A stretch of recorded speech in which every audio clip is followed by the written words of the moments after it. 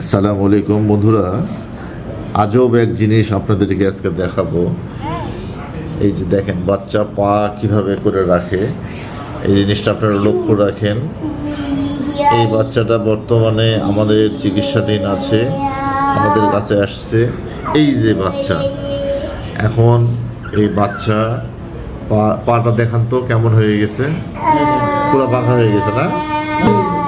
এটা কোনো ঘাটা হয়নি, কিন্তু কালো কালো দাগ হয়ে যাচ্ছে। মানে যে ভর দেয় তো শরীরে শক্তি দেয়, যার কারণে ওর এই জায়গাটা কি শক্ত হয়ে গেছে, কালো হয়ে গেছে। আচ্ছা আচ্ছা, বাবা কি হয়েছিল বলেন তো বাবা, আপনাদের কি বলছিল কবিরাজ, কি বলছিল? কবিরাজ বলছে যে জিনের সমস্যা আছে। জিনা জিনা, আচ্ছা আচ্ছা। আর দুইটা আর কি, একটা চালান করছে আর একটা পেটা থেকে পাইছে। ওরে বাপ রে!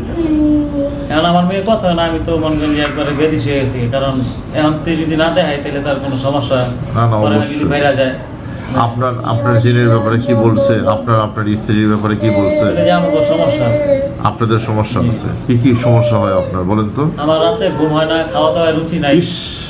তারপর আচ্ছা। ব্যবসা বাণিজ্য না, সবাই ভালো মন্দ ব্যবসা, আমি ব্যস্ত পাই না। আমার 2000-3000 টাকা বেঁচে কিনা, আমার দৈনিক খরচ আছে 1000 টাকার মতন। আমার দৈনিক যদি আমি 3000 টাকা নিচ্ছি, আমার এটা হয় না কিছু। নিম্নত আপনার 7000 তার টাকা মানে বেতন চালান বেচলে আমাদের আর কি ব্যবসার থেকে আমার চালান আরো যায়, আরো চালান চলে যায়। চলে যেতেছে। এটা হলো আমার শেষ সম্বল আর কি। কই থেকে আসছেন আপনি? আমরা নারায়ণগঞ্জ থেকে আসছি, নারায়ণগঞ্জ সদর থেকে। আল্লাহু আকবার, আল্লাহু আকবার। ইনশাআল্লাহ আপনার বাচ্চাকে আমি দেখবো, আপনাদেরকেও দেখবো, ঠিক আছে?